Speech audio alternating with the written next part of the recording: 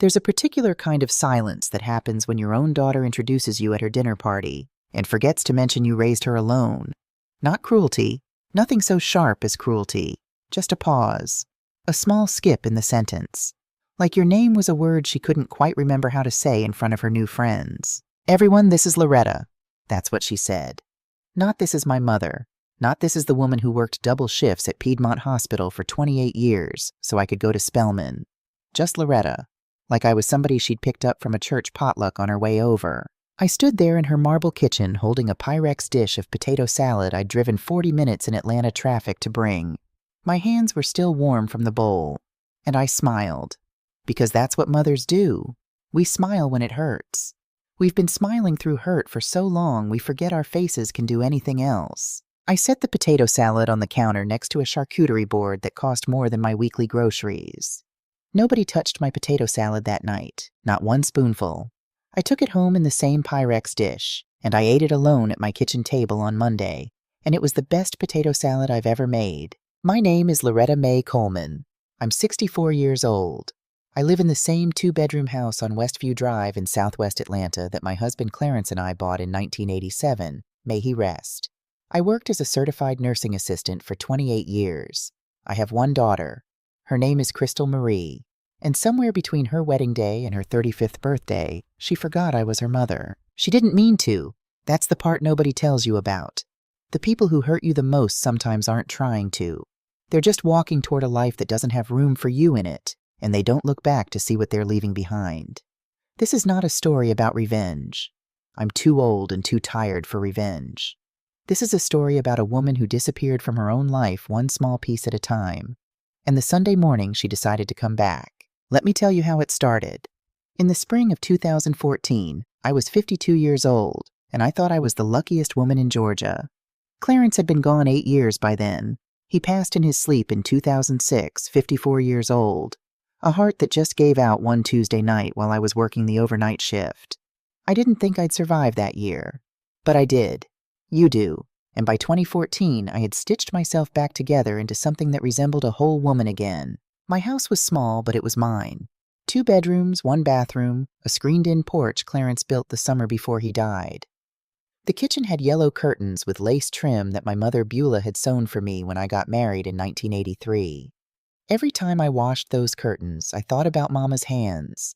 She'd been gone 12 years by then, but her hands were still in my kitchen. I had a garden out back. Tomatoes mostly, the big Cherokee purples that Clarence loved, and okra and collards, and one stubborn peach tree that Mama planted when Crystal was born. That tree was 30 years old in 2014, and it still gave me enough peaches every July to make 6 cobblers and put 4 more in the freezer. I'd stand out there on summer evenings with my hands in the dirt and the cicadas going crazy in the pines, and I would think, this is enough. This right here is enough for one lifetime. Crystal was 28 then, living in a little apartment in Midtown, working her first real job after law school. She'd come home most Sundays.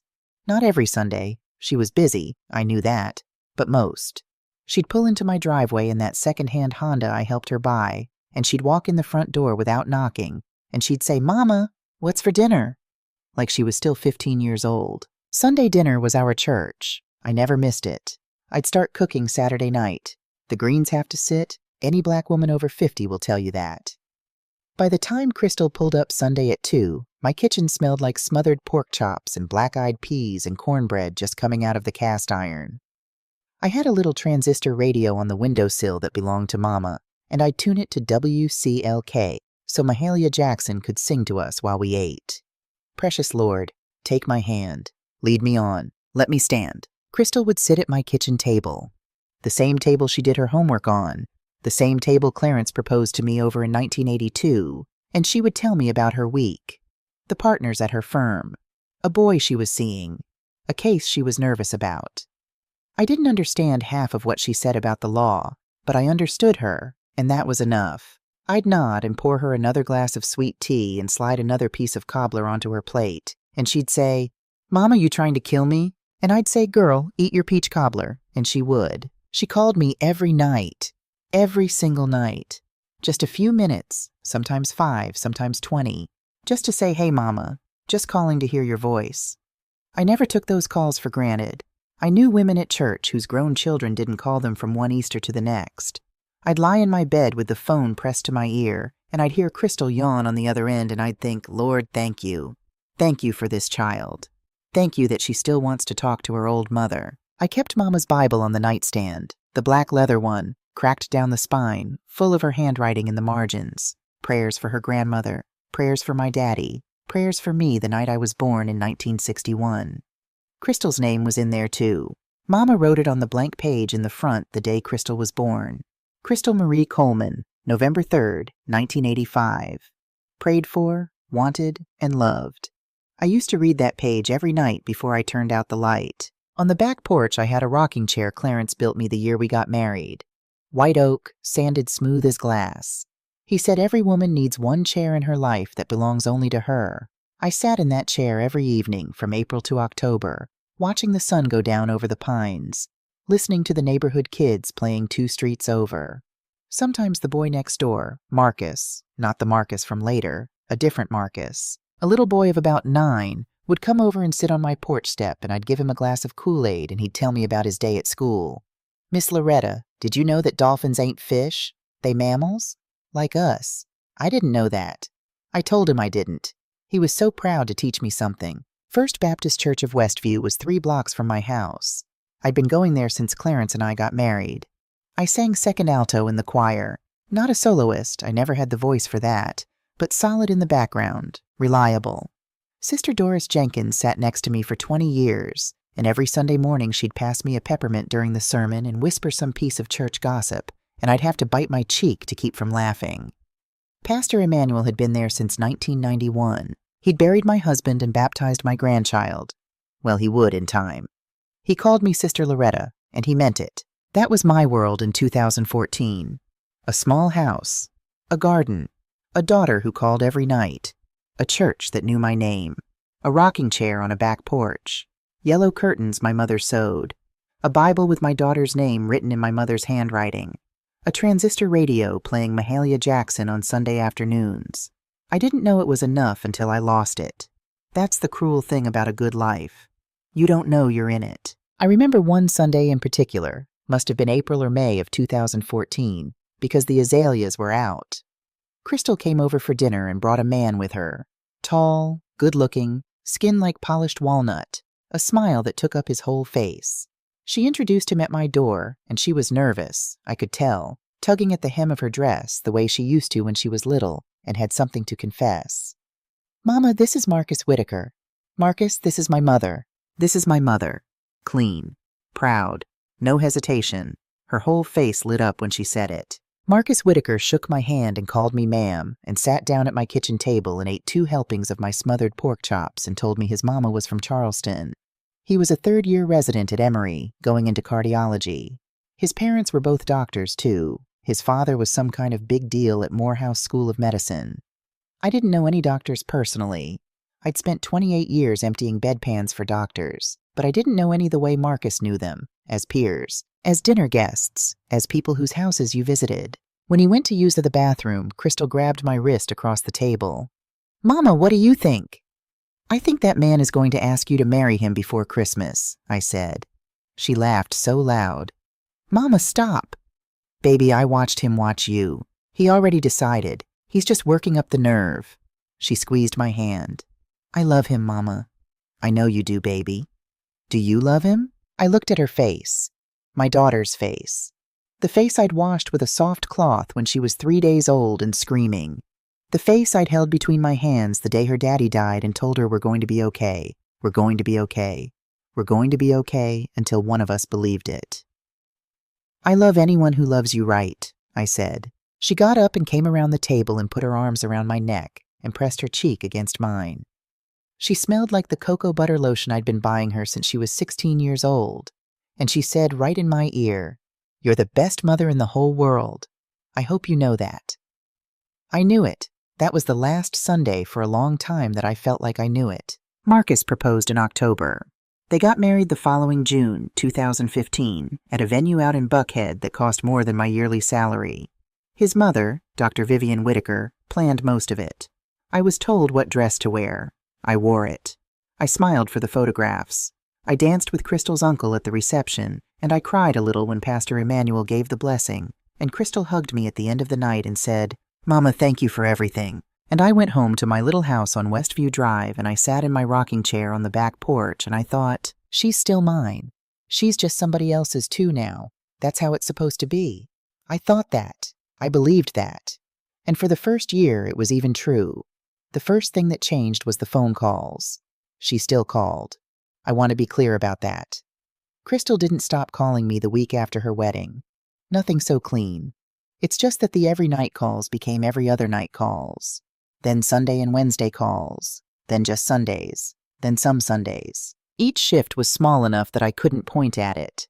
I couldn't say, "Crystal, you used to call me every night and now you don't," because she'd call me that very night to prove me wrong, and then not call for 6 days.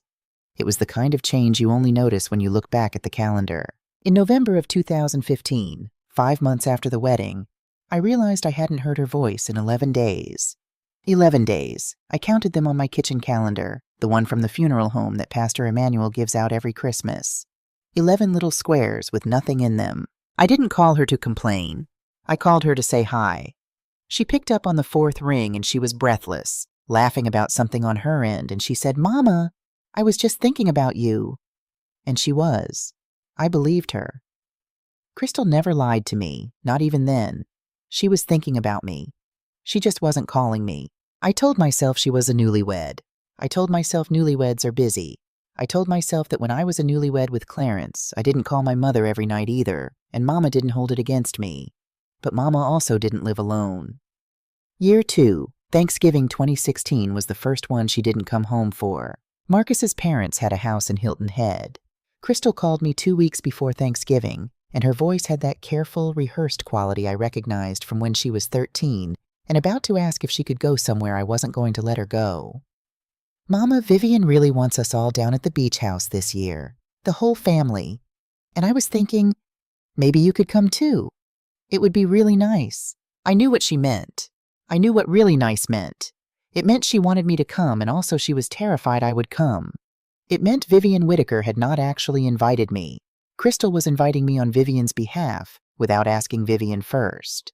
It meant if I said yes, my daughter would spend the next 2 weeks anxious about seating arrangements and wine pairings and whether I'd know which fork. "Baby, I think I'm going to stay in Atlanta this year," I said. "Sister Doris wants me to come to her house. You go on down to the beach. You have a good time." "Are you sure, Mama?" "I'm sure. I love you, Mama. I love you too, baby." I spent Thanksgiving at Sister Doris's house, and it was fine. It was good, even. But I drove home that night in the dark, and I passed a billboard on I-285 for some hotel with a family in it, a mother and a daughter, hugging, and I had to pull over onto the shoulder because I couldn't see the road through the tears. FedEx delivered flowers to my house the next Monday. White lilies. The card said, "Thinking of you this week. Love, Crystal and Marcus." I put them in a vase on the kitchen table. They died in 4 days. I threw them out, and I washed the vase, and I put it back in the cupboard, and I didn't tell Crystal they'd come. Year 3. My granddaughter was born in August of 2017. They named her Aspen. I drove to Piedmont Hospital the morning Crystal went into labor. Clarence and I had gone to Piedmont when Crystal was born. It was the same hospital I worked at for 28 years. I knew every nurse on the maternity floor by name. I sat in the waiting room for 11 hours with a Tupperware of oatmeal cookies I'd baked at 4 in the morning, because that's what my mother did when Crystal was born, and that's what I was going to do for my grandbaby. When they finally let me in, Crystal was holding this tiny wrinkled thing wrapped in a pink blanket, and her face when she looked up at me. Oh Lord, her face. For 1 second, she was my little girl again. For 1 second, she was 5 years old, and she'd made me a card out of construction paper, and she was handing it to me and watching to see if I liked it. "Mama," she whispered, "this is Aspen. I held my granddaughter. I put my face down close to hers, and I smelled the top of her head. That smell, Lord, that brand new baby smell. And I started to cry. Vivian Whitaker walked into the hospital room 30 seconds later. I don't know how to describe what happened next, because on paper, nothing happened.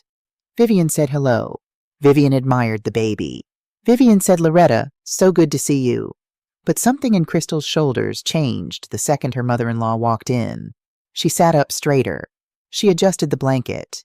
She dabbed at her lipstick. And when I tried to hand Aspen back to her, Crystal said, "And I remember this exactly. I will remember this until I die." She said, "Actually, Mama, can you pass her to Vivian? She hasn't held her yet." Yes, can. I passed my granddaughter to Vivian Whitaker. I sat in the chair by the window for another 45 minutes, and I listened to Vivian tell Crystal about a postpartum doula she'd already hired. A woman from some fancy agency in Buckhead. A white woman named Brigitte with specialized training in newborn sleep. Vivian had arranged it. Vivian had paid for it. Brigitte would be moving into their guest room for the first 6 weeks. "Oh," Crystal said. "Oh, Vivian, that's so thoughtful. Nobody asked me if I wanted to help with the baby. I had 28 years of experience caring for human beings in hospital beds. I had raised Crystal alone for the 8 years after her daddy died. I'd cleaned up every kind of mess a person can make, and I'd rocked babies to sleep on the pediatric floor at Piedmont when their own mothers were too exhausted to hold them. Nobody asked. I drove home that night with the Tupperware of oatmeal cookies still in the passenger seat. Untouched. I'd forgotten to offer them. I sat in Clarence's rocking chair on the back porch until almost midnight. The pines were black against the sky. A train went by somewhere in the distance. I rocked and I said out loud to the empty yard, "She has a baby.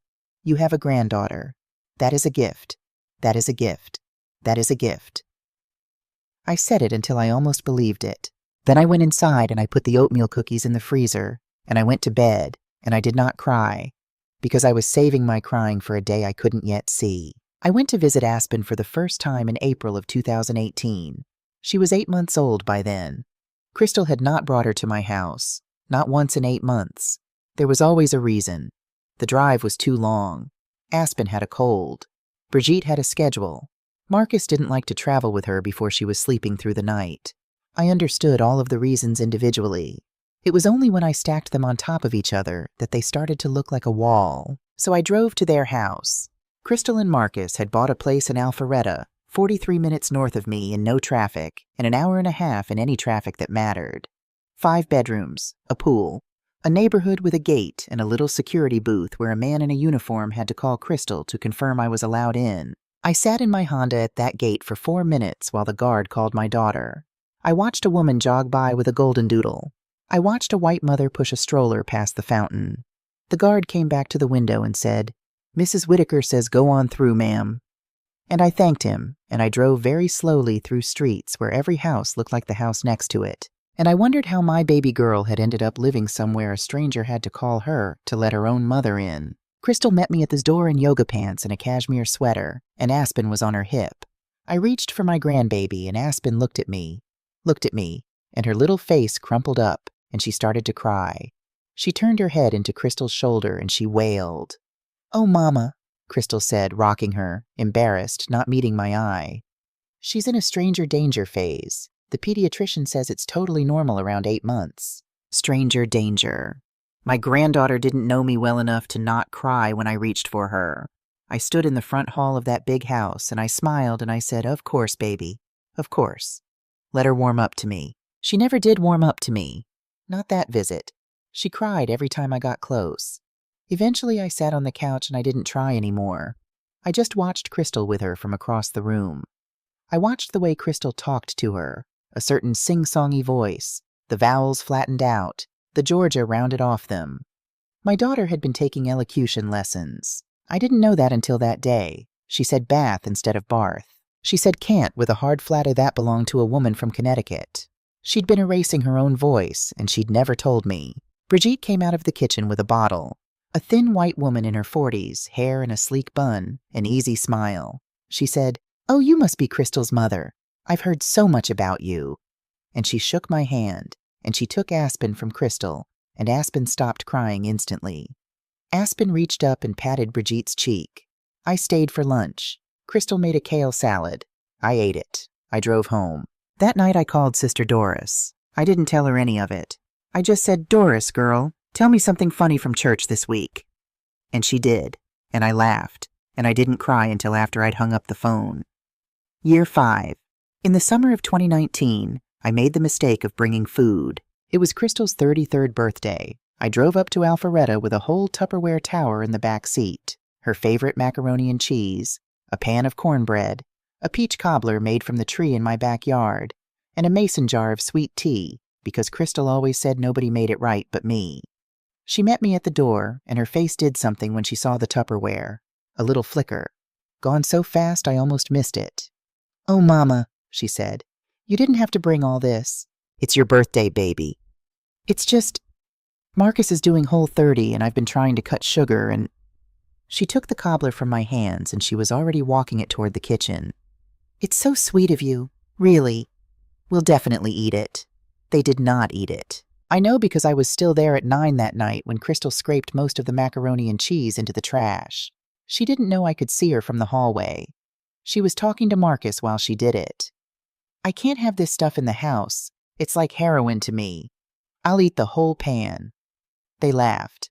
Marcus said something about my mother, about how black mamas show love through butter and sugar, and he said it in a tone that wasn't cruel, but wasn't kind either.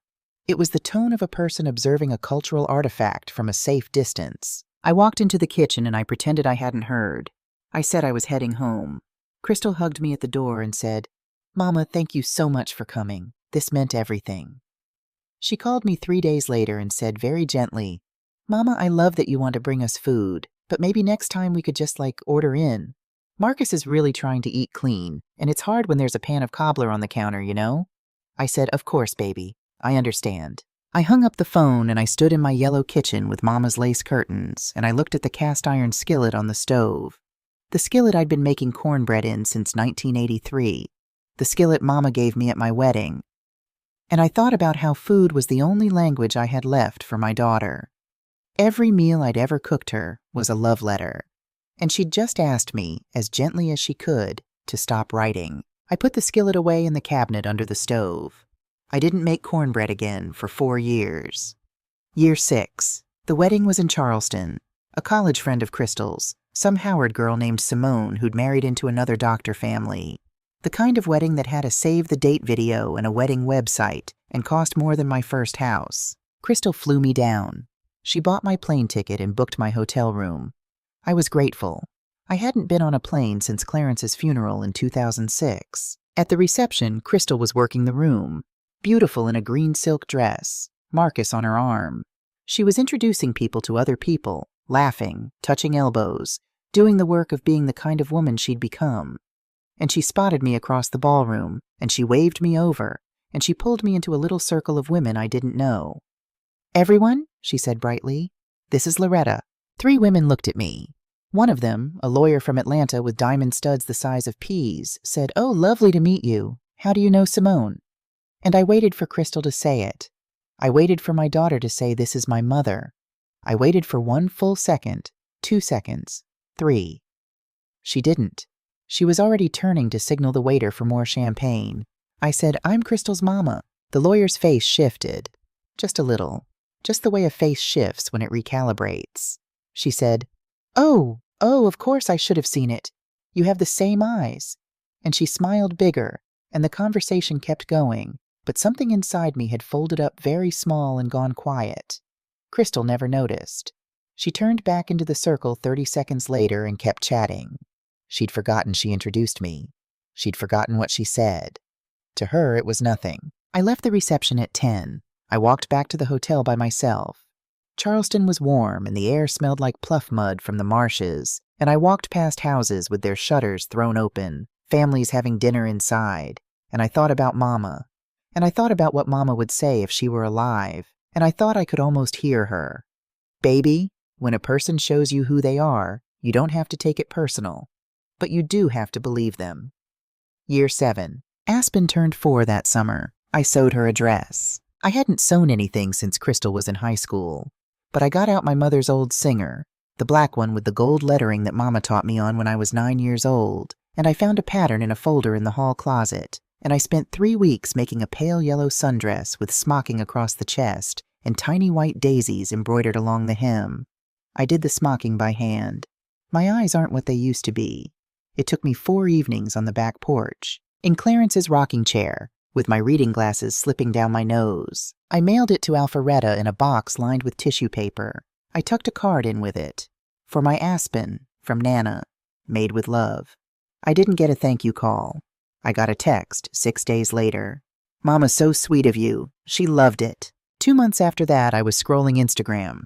Sister Doris had finally taught me how to use it, and Crystal had posted pictures from Aspen's preschool picture day. My granddaughter in a tiny navy blazer and a pleated skirt from some store in Buckhead called Janie and Jack. Beautiful pictures. Professional photographer. I zoomed in. The yellow sundress was visible in the background of one picture, on a hanger, on the back of a door, with the tags still on it. Tags I had left on because I wasn't sure of the size.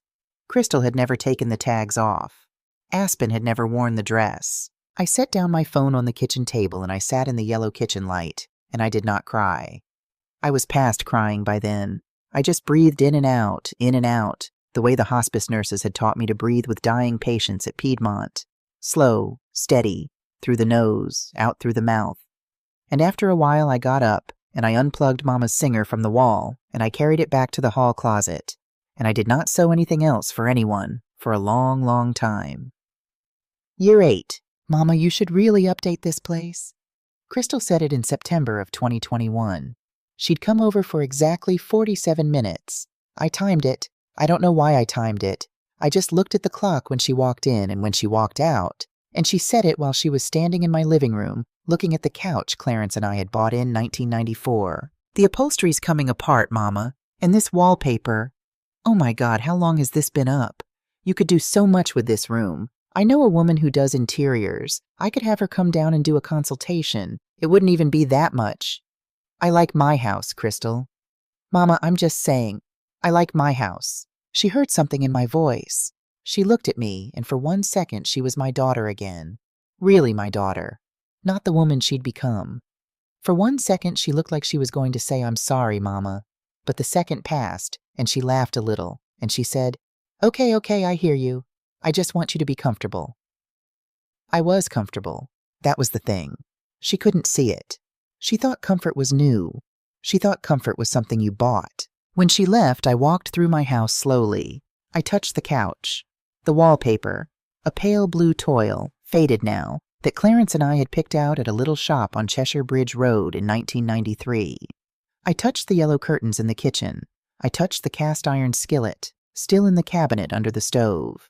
Every single thing my daughter wanted me to throw out was a letter from someone who had loved me. Year 9. Crystal got pregnant again in the spring of 2023. A boy, this one. Due in January of 2024. They planned the baby shower for late November, right before Thanksgiving. Vivian hosted. Of course Vivian hosted. At her house in Buckhead, not mine. I was invited. I was given the date and told what time to arrive, and told the colors were sage and cream. And I was asked very politely if I could bring a relish tray. Not a main dish, not a dessert. A relish tray. Carrots, celery, olives. I brought the relish tray. I also, against my better judgment, brought one more thing. I'd been working on it for 9 months, since I first heard Crystal was pregnant. A quilt. Every square a piece of cloth that mattered. Crystal's baby blanket, the blue one Mama crocheted. The christening gown my grandmother wore in 1918. A piece of Clarence's favorite flannel shirt, the red and black one he wore the day he proposed. The hem of my wedding dress. The yellow fabric from Aspen's sundress. I had scraps left. The curtain from the kitchen window where Crystal used to stand on a chair to help me wash dishes. 28 squares in all.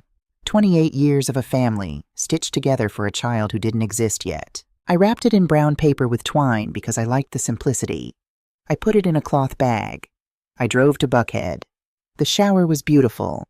It was the kind of beautiful that makes a working woman feel like she's doing something wrong by existing. A string trio.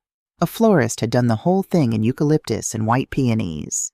40-some women, all in shades of cream and sage, none of them me. I was in a navy dress I'd bought at Macy's the Saturday before. I set my relish tray on the designated table. I hugged my daughter, who was enormous and glowing and wearing a dress that cost more than my mortgage payment. I hugged Vivian, who smelled like Chanel No. 5 and squeezed my elbow in a way that was almost affectionate. When it came time for gifts, I waited. I waded through the bugaboo stroller. I waded through the monogrammed linens from some shop in Buckhead. I waded through a silver rattle from Tiffany's that Vivian's sister gave, and a Nantucket basket full of organic baby products from a friend who'd flown in from Boston for the day. When I handed Crystal my brown paper package, I saw her face do that thing. That flicker, that quick scan of the room. Who is watching? What will they think? And my stomach went cold, because 9 years in I still knew that look. I'd been watching for that look. She untied the twine. She unfolded the quilt. The room went quiet. Not mean quiet. Polite quiet. The quiet of 40 women who didn't know what to say about a homemade quilt in a room full of Tiffany boxes. Crystal held it up. Her eyes moved over the squares. I watched her face. I was waiting. I'm ashamed to admit this, but I was waiting for her to recognize them. For her to see her own baby blanket. For her to touch the piece of her daddy's flannel. For her to look at me across that room and let her eyes fill up. She didn't. She smiled the smile she smiled for clients, the professional smile, the Connecticut smile. "Oh, Mama," she said, "this is so sweet." And she folded it. Not roughly, not cruelly, just folded it, the way you fold a throw blanket you're putting away. And she set it on the gift table behind her, on top of the discarded wrapping paper, and she turned to the next package. Vivian, across the room, caught my eye. Vivian smiled a very small smile at me, pitying, kind, even. And that, somehow, was the worst part of the entire afternoon. I sat in my folding chair for the rest of the shower. I ate 3 finger sandwiches. I drank sparkling water from a champagne flute. I talked to a woman named Patrice about her grandson. I laughed at the right times. I was a guest at my own grandchild's baby shower. When it was over, I walked to the gift table. The quilt was still on top of the wrapping paper. Crystal was across the room saying goodbye to someone. I picked up the quilt. I folded it again, carefully, the way I'd folded it that morning before I left the house. I put it back in the cloth bag, and I walked out. I drove home in silence. I didn't turn on the radio. I didn't call Sister Doris. I drove Peachtree South out of Buckhead, and I merged onto I-75, and I watched Atlanta slide past the windows of my Honda, and I didn't feel anything at all. I think I was in shock. The way you go numb when you step wrong off a curb, before the pain arrives, before the ankle starts to swell. There's that one blank second when the body knows something has happened, but hasn't decided yet what to do about it. I pulled into my driveway at 6:15. The sun was setting behind the pines. The house looked small and yellow in the late light. I sat in the Honda with the engine off for a long time. I watched the dogwood in my front yard lose its leaves in the November wind. I carried the quilt inside. I set the cloth bag on the kitchen table. I put a kettle on for tea. I turned on the little transistor radio on the windowsill, Mama's radio. But instead of Mahalia, the station was playing something with horns, something too bright for the evening, and I turned it back off. I sat down at the kitchen table. The yellow curtains moved a little in the draft from the back door. Outside, a mourning dove was calling. The kitchen smelled the way my kitchen has always smelled, like bacon grease saved in a coffee can on the stove, like the lemon pledge I use on the table, like old wood and coffee, and something that I think is just the smell of 37 years of my own life happening in one small room. I opened the cloth bag. I took out the quilt. I spread it on the table. I looked at the squares. The blue baby blanket Mama crocheted for Crystal in 1985. Mama's hands made that. Mama had been dead 23 years. The piece of Clarence's flannel shirt. Clarence had been dead 17 years. The hem of my wedding dress. I'd been a bride 40 years ago, and the girl I was that day would not have recognized the woman I'd become.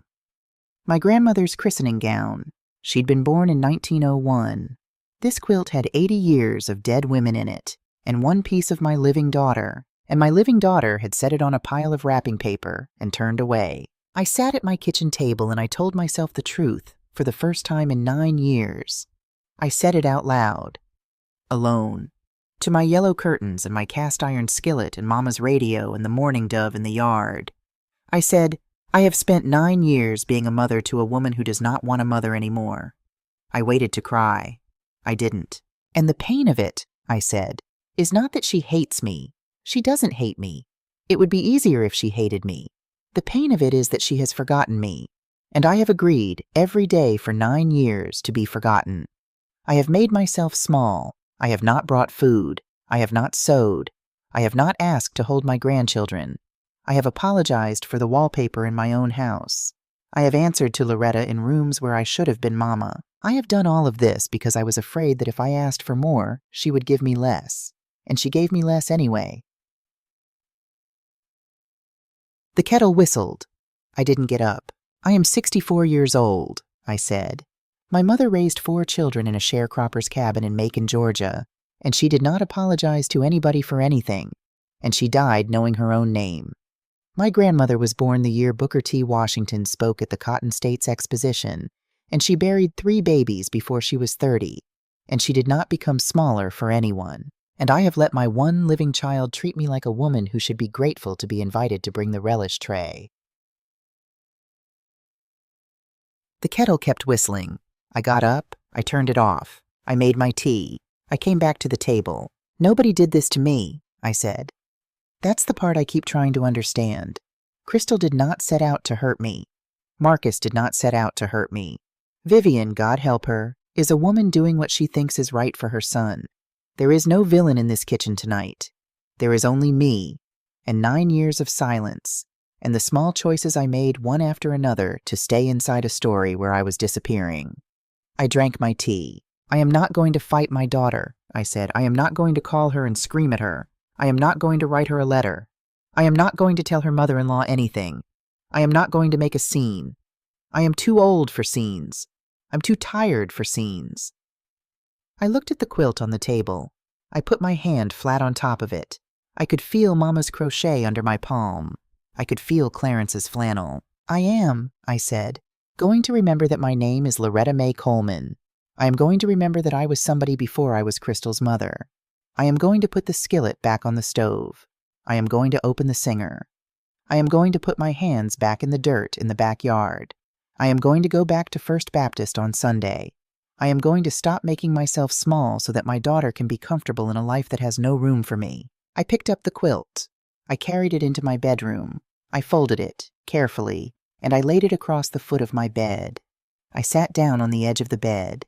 I looked at Mama's Bible on the nightstand. Mama, I said out loud to the empty room, I think I have been lost for a while. I think I'm going to come home now. I picked up the Bible. I opened it to the front page. I ran my finger over Mama's handwriting. Crystal Marie Coleman, November 3rd, 1985. Prayed for, wanted, and loved. I turned the page, and on the next blank page, in my own handwriting, I wrote, with the blue pen I keep in the drawer of the nightstand, the cheap kind from the bank, I wrote, Loretta Mae Coleman, December 3rd, 2023. Still here, still loved, starting over. I closed the Bible. I put it back on the nightstand. I turned out the light. And that was the last night of the 9 years. I woke up on Monday morning, December 4th, 2023 at 5:22 in the morning. I know the time because I looked at the clock radio and I lay there for a long moment trying to remember what day it was and who I was supposed to be. Then I remembered, and I got up. The first thing I did was make cornbread. I pulled the cast iron skillet out of the cabinet under the stove. The skillet I hadn't touched in 4 years, not since the summer Crystal asked me to stop bringing food. It was heavier than I remembered. Or maybe I was weaker. Either way, I set it on the burner and I turned the flame to medium and I let the bacon grease melt in the bottom the way Mama taught me when I was 7 years old, standing on a wooden step stool in her kitchen in Macon. I didn't measure anything. You don't measure cornbread. You feel it. A cup or so of cornmeal, the good stuff, stone ground, from the bag I keep in the freezer. A splash of buttermilk, 1 egg, a pinch of salt, a spoon of sugar because I'm not one of those black women who thinks sugar in cornbread is a sin. Mama put sugar in hers and I'll fight anybody about it. Stir it just until it comes together. Pour it into the hot skillet so the edges hiss. Listen for the hiss. The hiss is the whole point. Into the oven. 400 degrees. 20 minutes. While it baked, I stood at my kitchen window and I watched the sky get light over the pines. The yellow curtains Mama made moved a little in the heat from the stove. The radio was playing. I'd turned it back on the night before, and Sam Cooke was singing A Change Is Gonna Come in that voice that always made Clarence stop whatever he was doing and just listen. I was born by the river in a little tent, and oh, just like the river I've been running ever since. I cried a little while the cornbread baked. Not hard, just the way a person cries when something that was clenched for 9 years finally lets go. I wiped my face with a dish towel, and I took the cornbread out of the oven and I turned it out onto a plate, and I ate 2 pieces standing up at the counter with butter melting on top. It tasted like my mother. It tasted like my grandmother. It tasted like 1971 when I was 10 years old and sitting at Mama's kitchen table in Macon listening to her tell stories about her own mama, who'd been born in 1901 and had hands that could make anything grow. I had not tasted my own food in 4 years. I opened the Singer next. Mama's black Singer, the one with the gold lettering, the one she taught me on when I was 9. I carried it out of the hall closet, and I set it on the kitchen table, and I plugged it in. The little light came on. I threaded a bobbin. My hands remembered, even if my head was slow, and I sat down in front of it, and I ran the pedal just to hear the motor, and I started to cry again, because a sewing machine that works is a kind of promise, and I'd forgotten I was allowed to make promises. I didn't sew anything that day. I just sat with the machine running. I let myself hear the sound. That's all. The next Sunday I went back to First Baptist. I hadn't been in almost 2 years. Not really. I'd been going every few months, slipping in late and slipping out early, not singing in the choir anymore, not staying for fellowship. I'd told myself I was busy. I'd told myself I was tired. The truth was that when a woman feels small, church is hard, because church is a place where people look at you. I hadn't wanted to be looked at. That Sunday I got there 20 minutes early. I parked in my usual spot. I walked through the fellowship hall, past the bulletin board with the same flyers that had been up since the summer, and Sister Doris saw me coming from across the room. She stopped in the middle of whatever she was saying. She put her hand over her heart, and she said, loud enough for 3 different women to hear, "Well, look who decided to come home." She didn't ask me where I'd been. She didn't make a fuss. She just walked over and hooked her arm through mine and walked me up to the sanctuary, and she sat me down next to her in our old pew, 2nd row from the back, left side, where we'd been sitting since 1998. And she passed me a peppermint like she had every Sunday for 20 years, and she whispered, "Girl, Pastor Emmanuel about to preach on Ruth this morning, and I have a feeling you need to hear it." Pastor Emmanuel was 71 years old. He still preached with his whole body, still took his jacket off by the 2nd point, still wiped his forehead with a handkerchief Mrs. Emmanuel had embroidered his initials on. He preached that morning about Ruth and Naomi, about what it means to walk with somebody through their grief, about how Naomi, bitter, broken, a widow who'd lost her sons, told everybody to stop calling her Naomi, which means pleasant, and to start calling her Mara, which means bitter, because she couldn't carry her old name anymore. But then, Pastor Emmanuel said, leaning into the pulpit, then, children, then God sent her Ruth, and Ruth didn't fix her. Ruth didn't rush her. Ruth just stayed. And by the end of the book, Naomi had a grandbaby in her lap and her name back in her mouth. Sister Doris squeezed my hand. I sang in the choir that morning. 2nd alto. I didn't know my voice would still come. It did. A little rusty, a little thin, but it came. The next week I signed up for the church's mentoring program. Miss Geraldine, who ran it, called me on a Tuesday evening. "Loretta, baby, I heard you were interested in the mentor program." "Yes, ma'am." "Well, we got a little boy I think might be just right for you. His name is Jamal. He's 8 years old. He's in the 3rd grade over at Beecher Hills Elementary.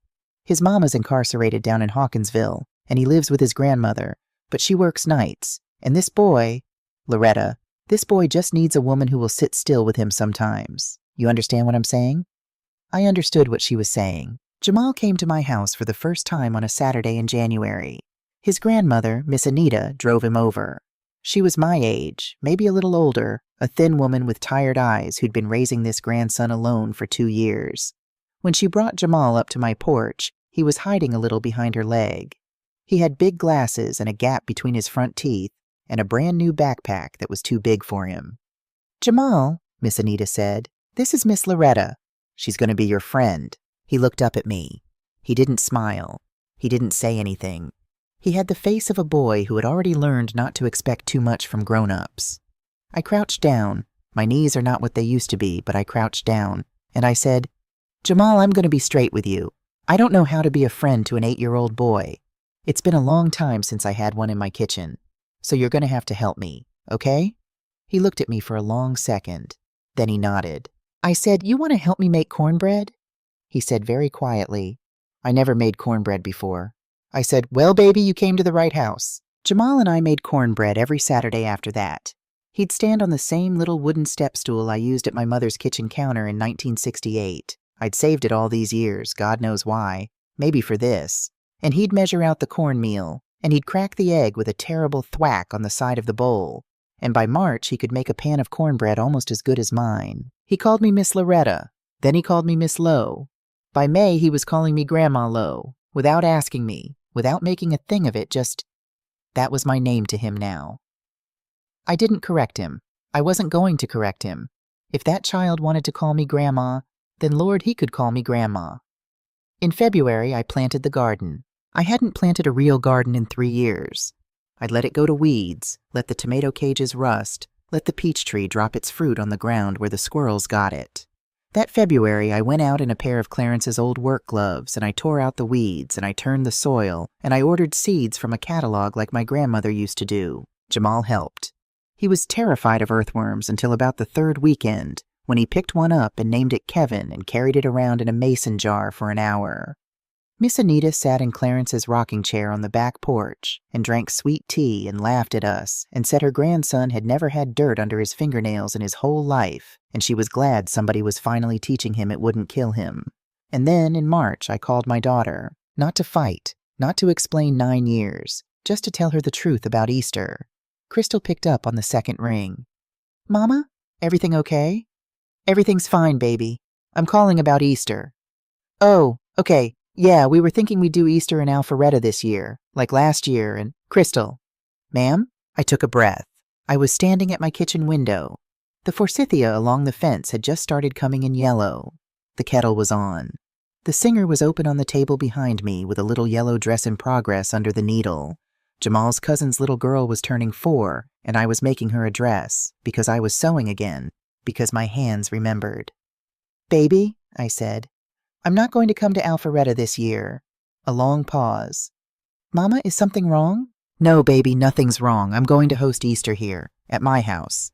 Jamal and his grandmother are coming. Sister Doris is coming. Pastor Emmanuel and his wife are coming. I'm going to make a ham and potato salad and deviled eggs, and I'm going to make Mama's peach cobbler. And you are welcome to come, Crystal. You and Marcus and Aspen and the baby are all welcome. The door is open. It has always been open. But I'm not going to drive to Alpharetta this year and be introduced as Loretta." Silence on the line. A long silence. I let it sit. Finally, very softly, Crystal said, "Mama, what does that mean?" "Baby, you know what it means." Mama, I don't know what I did. I know you don't. That's the thing, Crystal. You don't know. You've been walking past me for 9 years, and you don't even know you've been doing it. And I've let you, because I was afraid to lose what little I had left of you. But I'm done being afraid, baby. I'm 64 years old, and I am done." Her voice cracked. "Mama, I am your mother, Crystal Marie. I am not Loretta. I am not a woman you forgot to introduce. I am not a relish tray. I am not a quilt you put on a pile. I raised you by myself after your daddy died. I worked double shifts at Piedmont for 28 years so you could go to Spelman and Emory Law. I am your mother, and I am tired of pretending to be something smaller than that so you can be comfortable." She was crying. I could hear it. I didn't cry. I was past crying. "Mama," she said, "I don't know what to say." "You don't have to say anything, baby.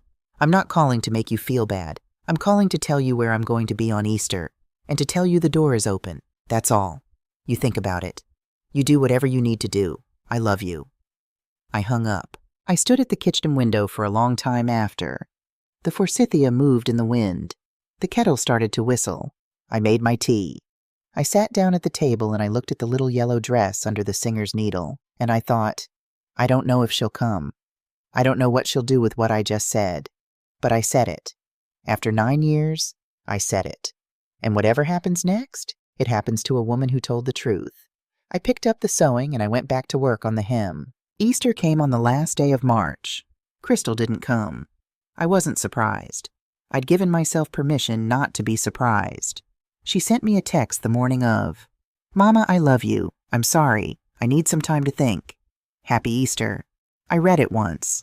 I put the phone face down on the counter. I went back to basting the ham. Jamal and Miss Anita came at 1 o'clock. Jamal was wearing a little clip-on tie Miss Anita had bought him at Walmart, and he was so proud of it, he kept touching it. Sister Doris came with her famous deviled eggs. Pastor Emmanuel came with his wife, and he blessed the food, and he winked at me across the table, and he said, "Sister Loretta, this is what a resurrection looks like." We ate. Jamal had 3 pieces of ham. Miss Anita cried a little at the table and didn't say why, and nobody asked. The peach cobbler, made from peaches I'd put up in the freezer the summer before from Mama's tree, came out of the oven with the crust just the way my grandmother used to make it, cracked in 2 places like a map of Georgia. It was the best Easter I'd had since Crystal was a little girl. It was the first Sunday in June, 2024, 6 months and 3 days since the baby shower. I was in the kitchen at 7 in the morning. I'd been up since 5. I wake up early now, without an alarm, the way Mama used to, and I was making cornbread for Jamal, who was coming over at 9. He was going to help me pick the first good tomatoes from the garden. He was 9 years old now. He had a tooth missing in front where the permanent one hadn't come in yet. The kitchen smelled like bacon grease in the skillet, and coffee on the stove, and cornmeal in the bowl. The yellow curtains Mama sewed were pulled back, and the June light was coming through them the way it had always come through them, gold and soft, lighting up the little dust motes in the air. Mama's transistor radio on the windowsill was playing WCLK.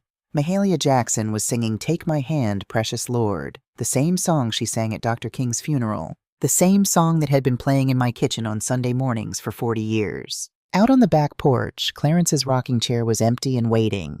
The cushion I'd sewed for it in March, yellow, like the curtains, with little white daisies embroidered on it because I'd gotten good at embroidery again, was fluffed up in the seat. Mama's Bible was on the kitchen table next to my coffee, open to the page where I'd written my own name on December 3rd, 2023.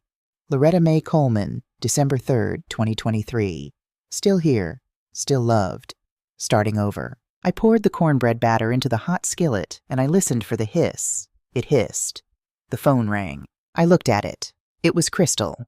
I hadn't heard her voice in 6 months. Just a handful of texts. Stilted, careful, apologetic. The way a person texts when they know something has changed and they don't yet know what. I'd answered every text kindly. I hadn't called. I'd been waiting. Not for her.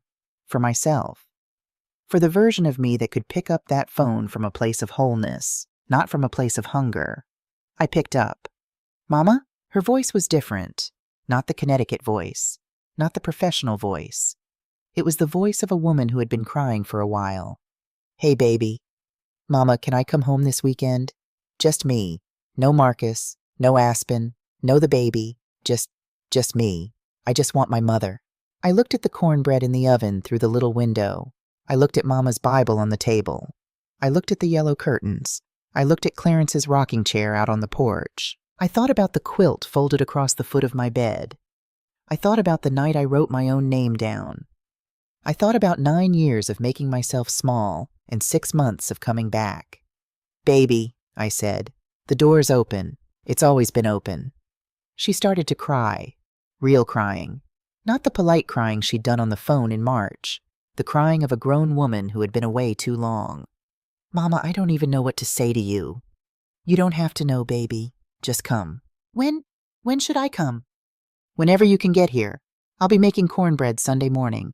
There'll be peaches on the tree by then. Your daughter ought to meet it someday, that tree. It was here before she was." A long silence, then very small, very soft. "Okay, Mama. Okay, baby." "Mama?" "Yes?" "I love you." "I love you too, Crystal Marie." I hung up the phone. I stood there in the yellow kitchen for a moment.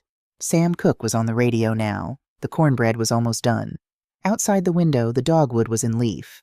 A mourning dove was calling. I took the cornbread out of the oven. I turned it onto the plate. I cut a piece, and I buttered it, and I ate it standing at the counter.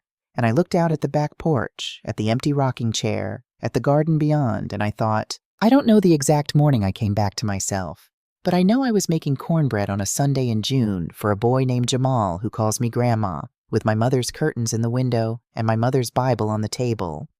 And for the first time in 9 years, I wasn't making it for anyone but me. And that's when I knew. Crystal came home that next weekend. She sat at my kitchen table for 4 hours. She did not talk much. Neither did I. Some things don't need words after enough years. She washed the dishes with me at the sink the way she used to when she was a little girl, and at one point she said, without looking at me, "Mama, I'm sorry." And I said, without looking at her, "I know, baby." And that was enough for the first Sunday. There will be other Sundays. I don't know what happens from here. I don't know if Crystal will stay this version of herself or slip back into the other one. I don't know if I'll ever be a real grandmother to Aspen, or to the little boy whose name is Clarence Marcus Whitaker.